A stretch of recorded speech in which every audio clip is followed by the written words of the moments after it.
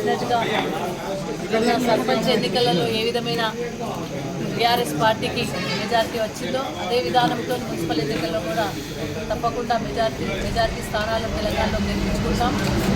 ముఖ్యంగా కాంగ్రెస్ పార్టీ తెలంగాణలో diversion politics వేస్తూ మున్సిపల్ ఎన్నికల నేపథ్యంలో ఓడిపోతామనే భయంతోనే మరి గౌరవ కేసీఆర్ గారిని ఇబ్బంది పెట్టే విధంగా గౌరవ కేసీఆర్ గారి మరి చేసిన పనులను కేసీఆర్ ఆనవాళ్ళు లేకుండా చేస్తానన్న నేపథ్యంలోనే ఒక కక్షపూరితమైన చర్యతో సిట్కి పిలవడం జరిగింది.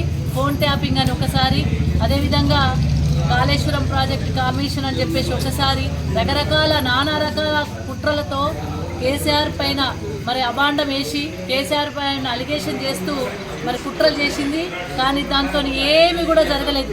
ప్రజల్లో మరింత ఆదరణ పెరిగింది. కేసీఆర్ సార్ మీద మరింత అభిమానం ప్రజల్లో పెరిగింది.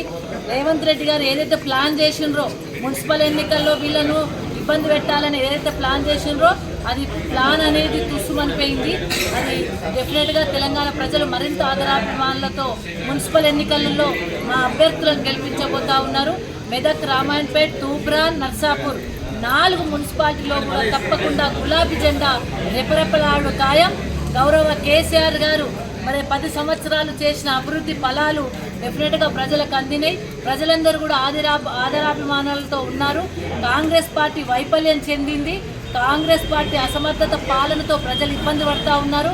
కనీసం ప్రజలకు రైతు బంధు లేదు, రైతులకు రైతు బంధు లేదు, యూరియా కూడా దొరకని పరిస్థితి కనబడతా ఉంది. కాబట్టి ఈ రోజు ప్రజల్లో రైతుల వ్యతిరేకత వచ్చింది. ప్రజలకు మహాలక్ష్మి స్కీమ్ ఇస్తా అని చెప్పి 2500 రూపాయలు మా అక్క చెల్లెలకు ఇస్తా అని మోసం చేసిండ్రు. కనీసం బతుకమ్మ చీరలు కూడా ఇవ్వలేని పరిస్థితి. 6 గ్యారంటీలు గంగలో కలిసినాయి. 420 హామీలు కూడా మరి ఇప్పటివరకు ఒక హామీ కూడా నెరవేర్చలేని పరిస్థితిలో ఉంది కాంగ్రెస్ పార్టీ. ప్రజల్లో వ్యతిరేకత ఉంది. ఆ వ్యతిరేకతను కప్పిపుచ్చుకోవడానికే ఈ సిట్ అనే డ్రామా, ఆ వ్యతిరేకతను కప్పిపుచ్చుకోవడానికే కాళేశ్వరం ప్రాజెక్ట్ అనే డ్రామాను ఆడి డైవర్షన్ పాలిటిక్స్లో భాగంగానే మరి ఈ విధమైన ఇబ్బందికరమైన పరిస్థితులు కల్పించినా ఏమీ నష్టం జరగలే. బీఆర్ఎస్కు మరింత అభిమానం పెరిగింది.